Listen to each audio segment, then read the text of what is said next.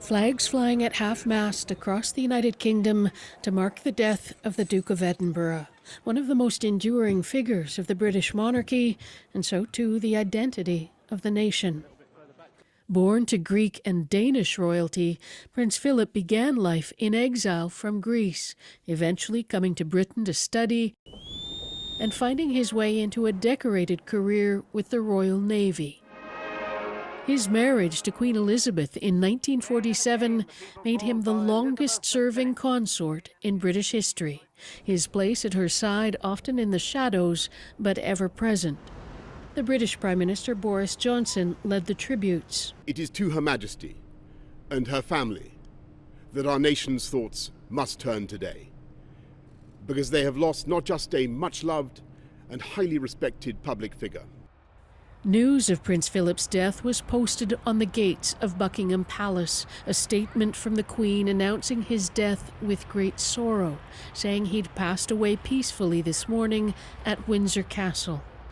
In Windsor, people took the long walk to pay tribute to a long life of service and to a long marriage, recognition from those laying flowers of the part Prince Philip played in supporting the Queen. We thought the least we could do was come and just put some flowers down, just to show the Queen really that, that we're thinking of her, because she must be devastated.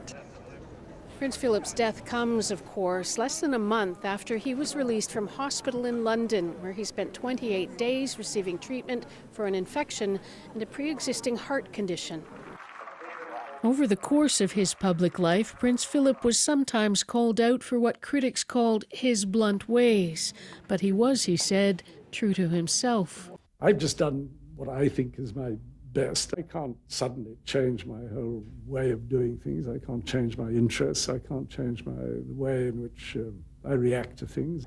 Publican Stuart O'Brien says that's why he stood out. Because he was such a character, and I think he was who he was, and I think that's what people liked. O'Brien says he'll miss him riding his team of horses past the pub.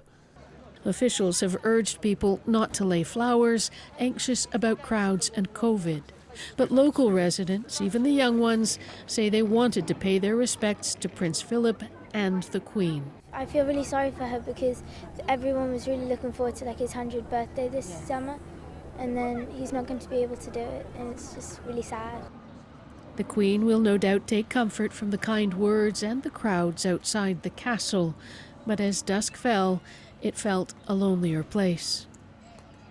And Margaret, so it seems that lots of questions remain about what will happen next to honor the prince.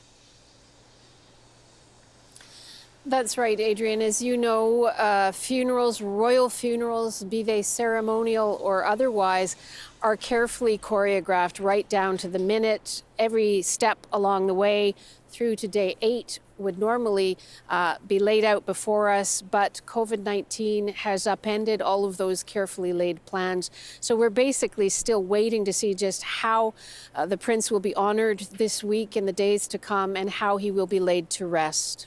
Adrian. All right, Margaret Evans of Buckingham Palace tonight. Thanks, Margaret.